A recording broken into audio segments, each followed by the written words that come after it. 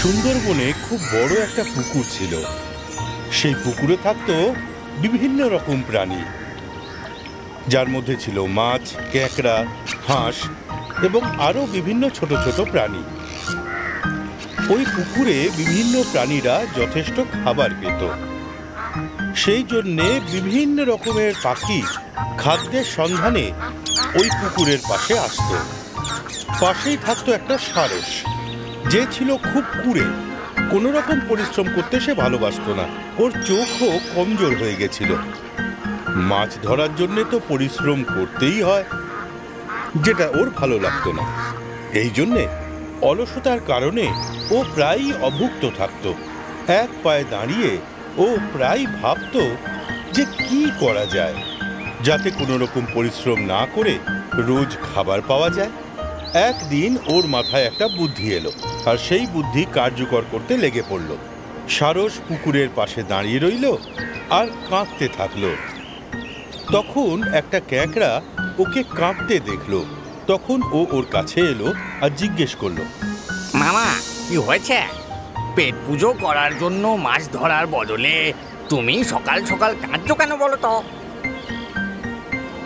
বাবা, প্রচুর মাছ শিকার করেছি, আর এই পাপ আমি কোনো দিন করব না। আমার আত্মা আমায় কুড়ে কুড়ে খাচ্ছে। এই জন্যে আমি আমার কাছে আসা মাছগুলোকেও ধরছি না। তুমি তো দেখতেই পাচ্ছ। মামা, শিকার যদি না করো তাহলে খাবে কি করে? যদি কিছু না খাও তাহলে তো মরে যাবে। এরকম জীবন শেষ হয়ে যাওয়াই ভালো। আর বাবা, এমনিতেই তো আমাদের তাড়াতাড়ি মরতেই হবে। আমি খবর পেয়েছি কিছুদিনের মধ্যেই এখানে 12 বছর খরা চলবে। সারস কাঁকড়াকে বলল যে এই কথাটা ওকে এক খুব বড় মহাত্মা বলেছেন, যার ভবিষ্যৎবাণী কখনো অসফল হয় না। ক্যাঁকড়া পুকুরে গিয়ে অন্যান্য সব প্রাণীদের ডাকলো আর বলল, তোমরা সবাই জানো যে এখানে 12 বছর পর্যন্ত খরা দেখা দেবে। না, তোমায় কে বললো? ভগৎ মামাকে একজন অনেক বড় মানুষ বলেছেন।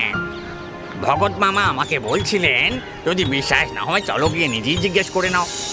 এই কথা শুনে ওই পুকুরের সমস্ত প্রাণী, কাঁকড়া, হাঁস আর সবাই দৌড়ে দৌড়ে সারসের কাছে গেল।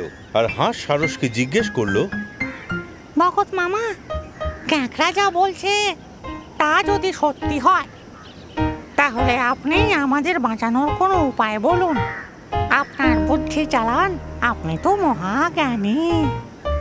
সারস কিছুক্ষণ ভেবে বলল, ওখান থেকে কয়েক ক্রোশ দূরে একটা খুব ভালো জলাশয় আছে, যেখানে পাহাড় থেকে ঝর্ণা নামে আর ঝর্ণার জল জলাশয়ে চলে আসে। ওটা কখনোই শুকোবে না। যদি তোমরা সবাই ওখানে চলে যাও তাহলে তোমরা বেঁচে যাবে।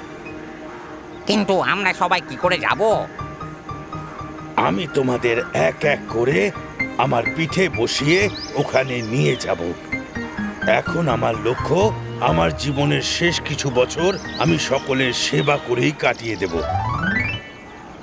সব প্রাণীরা খুশি হয়ে সারস মহারাজকে ধন্যবাদ জানালো আর আনন্দে লাফাতে শুরু করলো।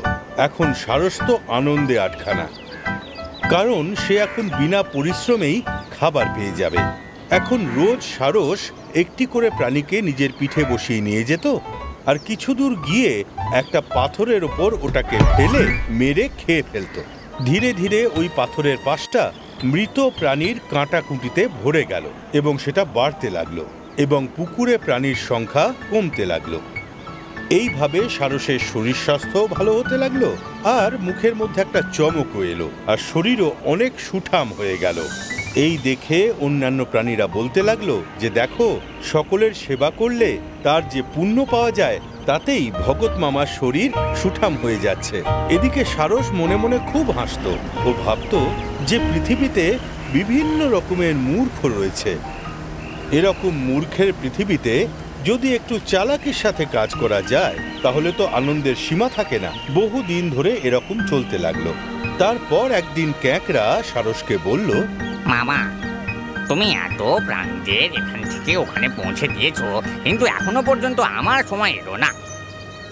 বাবা, আজকে তোকেই নিয়ে যাব। চলে আয়, আমার পিঠের ওপর উঠে বসে যা। ক্যাকড়া খুশি হয়ে সারসের পিঠে বসে পড়ল। যখন ওই পাথরের কাছে গেল, তখন ওখানে কাঁটাকুটি দেখে ক্যাকড়ার মাথা ঘুরে গেল। ও তোতলাতে তোতলাতে বলল, এই এখানে এত কাঁটা কিসের পড়ে আছে? ওই জলাশয়টা কত দূরে মামা? এবার সারস খুব হাসলো আর বলল, মূর্খ, এখানে কোনো জলাশয় নেই। আমি একজনকে পিঠে বসে এখানে নিয়ে আসি আর মেরে খেয়ে ফেলি। আজ হলো তোমার পালা। ক্যাকড়া পুরো ব্যাপারটা বুঝে গেল। ও শিউরে উঠল, কিন্তু সাহস হারালো না। ও সঙ্গে সঙ্গে নিজের দাঁড়া এগিয়ে দিয়ে দুষ্ট সারসের গলা টিপে ধরল, আর ততক্ষণ চেপে ধরে রইল যতক্ষণ না সারস মরে গেল। তারপর ক্যাকড়া সারসের কাটা মুন্ডু নিয়ে পুকুরে পৌঁছল আর সমস্ত প্রাণীকে সত্যি কথাটা বলল যে কিভাবে দুষ্ট সারস ওদের ধোঁকা দিয়েছে। শিক্ষা: কারোর কথা চোখ বন্ধ করে ভরসা করা উচিত নয়। আমাদের ইউটিউব চ্যানেলটিকে এক্ষুনি সাবস্ক্রাইব করুন। নতুন ভিডিও দেখার জন্য বেল আইকনটি অবশ্যই টিপুন। আমাদের ভিডিওর ওপর আপনাদের কমেন্ট অবশ্যই জানাবেন। আমাদের ভিডিওটিকে লাইক করে নিজেদের বন্ধুদের অবশ্যই শেয়ার করুন।